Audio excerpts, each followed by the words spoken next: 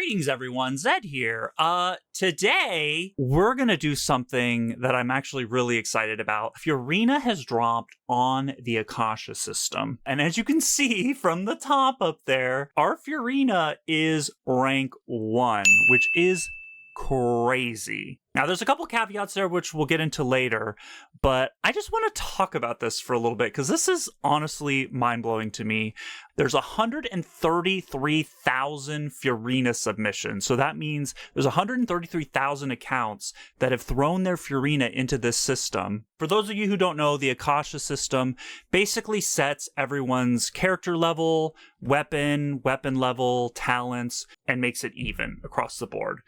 All it does is pits the artifact stats against each other. We've basically been farming Golden Troop since 4.0 launched. All of my resin, and I am a whale, so I max resin every day, has been spent in this domain. Mainly to get Risley some better artifacts, but I haven't really had good luck getting Risley artifacts, but apparently Furina, she's been swimming in good luck. Risley, not quite as much. You can see up top, he's ranked 72 in the 110% ER vape melt category, which we'll talk about that shortly, what that means. But Furina, she has been truly blessed. Her artifacts have been amazing. We've been getting really lucky with Furina. I want to talk a little bit about the team I've been trying to build. Apparently, for Risley, his best damage ceiling team composition is what's called Vape Melt. If I click on Risley here for Vape Melt, you can see the team is Risley, Furina,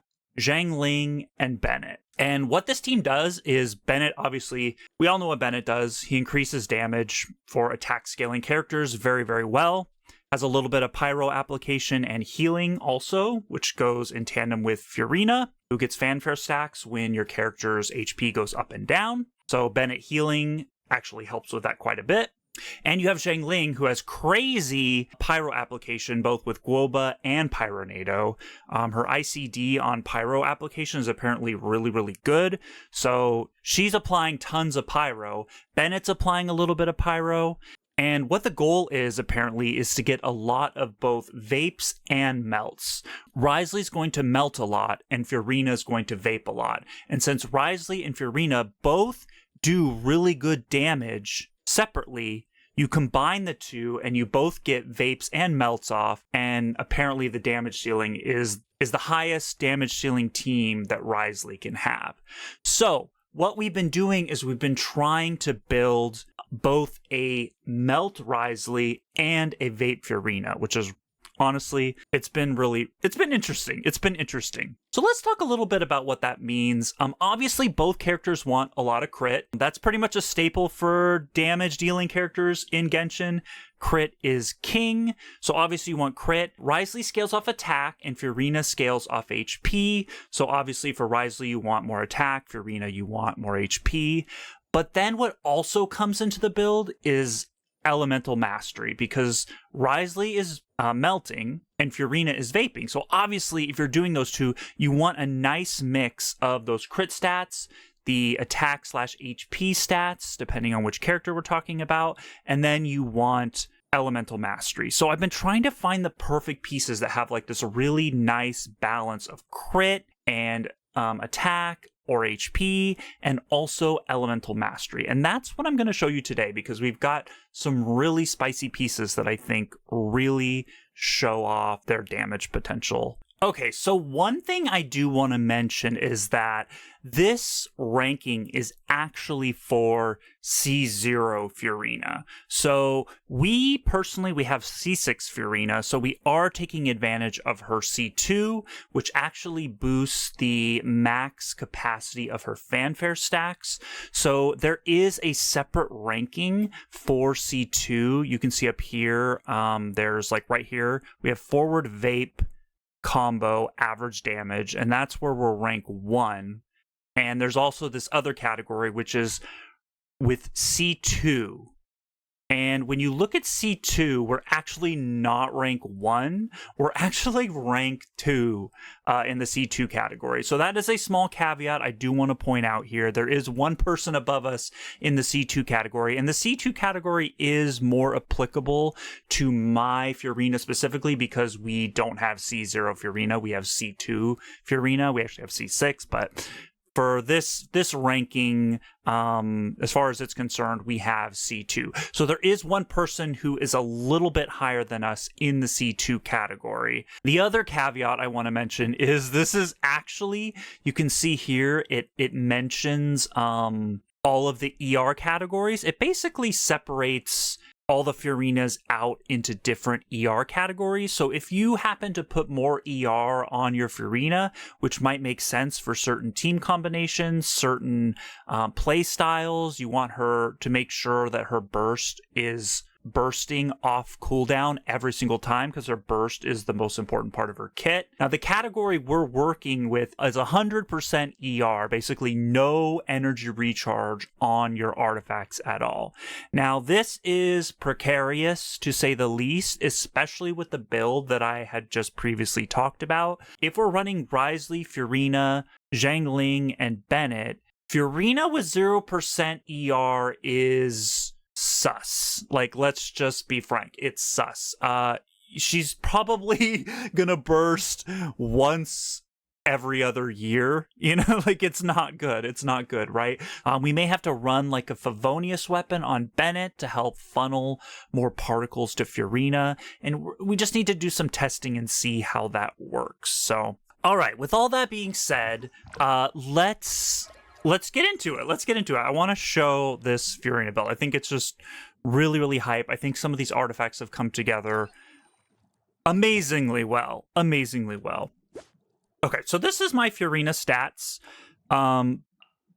We have 40,000 HP. I am running an HP percent goblet, so that's why you're going to see that HP is really, really high there with 40,000.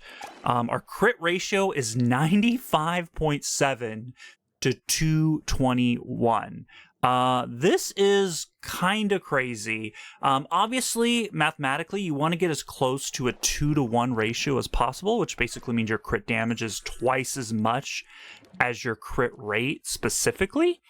And we're pretty close to that. Obviously, you don't want to go over 100% crit rate. So 200 crit damage would be, 100 crit rate, 200 crit damage would be the perfect 2-to-1 ratio.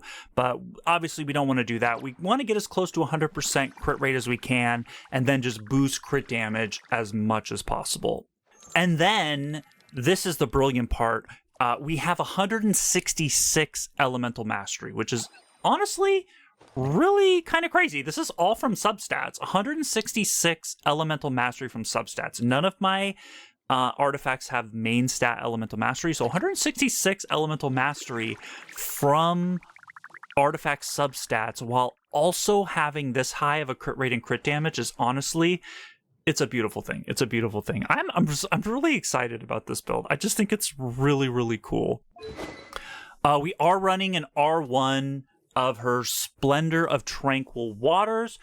When she reruns, we'll be R5ing this 100%. So I definitely am looking forward to that. I hope she reruns soon, because now that I have these beautiful artifacts, I really want to get her weapon to R5. I'm really, really hyped about that. Hopefully soon. Constellations real quick. We are C6. This is honestly hype. We have, like I said before, we have the C2, which is good for raising her fanfare stat cap. You can see here. Basically what her C2 does is it allows her to get fanfare stacks quicker, and it also raises her max HP when she gets extra stacks up to 140% of her max HP. And that's why the C2 and the C0 rankings are slightly different, because when you have C2, you can have a ton of extra HP, which basically makes HP a little bit less valuable. It creates diminishing returns for HP percent, where the more HP percent you have, the less effective it becomes the more you get. So because she gets so much extra HP from her C2, having more HP on your artifacts is actually little bit more of a detriment to you. So that's what I need to work on. I need to get her a good hydro damage goblet, because I think that's where this kind of kicks in, where hydro damage actually becomes the better goblet variant with C2. And then you can see C4 here also helps alleviate some of her energy recharge issues. Like I said before, 0 energy recharge on your artifact stats is not great even with C4, but we're gonna see if we can make it work. Like I said, maybe we can put a Favonius weapon on Bennett, and maybe that will help alleviate some of that a little bit. We have to play test it. I'm not 100% sure. Talents wise, we're at 699, which with C3 and C5 brings us to 61212. We probably will triple crown Furina at some point. Just not yet. Not yet. We'll get there at some point, but not quite yet. All right, now let's get to the artifacts. This is the exciting part. This is the part which actually affects your Akasha ranking. All of those things I just mentioned before, stat or your weapon, your constellation, your talents, have 0 effect on the Akasha. It's all based on artifacts. So let's jump in here. All right, guys, so let's start with this flower. This flower is insane. This is a 4-line starter. It started with 4 substats instead of 3, which is a great place to start. And every single roll went into crit, except for one. One went into HP percent, which is honestly completely fine. HP percent is a good stat for Furina. This piece is absolutely beautiful. The fact that it was a 4-line starter, the fact that almost every roll went into crit except for one, and the one that didn't go into crit went into HP percent is absolutely bonkers. This is basically a perfect piece. The only way this piece could be any better is if that flat defense said elemental mastery instead. We'd be rolling. We'd be absolutely rolling. But still, this piece, I don't think I'll ever be able to replace this. It is 42.8 CV. So imagine if that HP percent roll went into crit instead. This could have been a 50 CV piece, which would have been crazy as well. But having 11% HP, can't complain about that. All right, let's move on to the feather. This feather is also actually insanely cracked. This was also a 4-line starter. It started with 4 substats, which is crazy. The CV is a little bit lower than the flower. It's 39.6 instead of 42.8. So the CV is a little bit lower, which is, you know, it is what it is. The one thing it has on the flower is that the 4th stat is elemental mastery.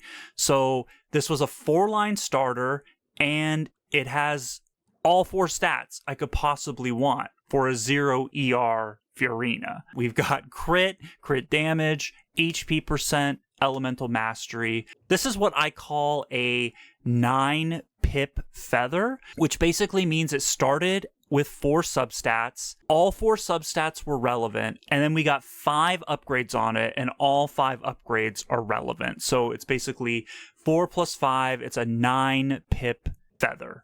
Every stat on this feather is relevant, and we got almost 40 CV on it with HP percent. Absolutely crazy feather. This is bonkers. This is super bonkers. Now the sands is a little bit on the weaker side. I wouldn't say the feather and the flower are really carrying this build. The sands is good. We have an HP percent sands that's on set.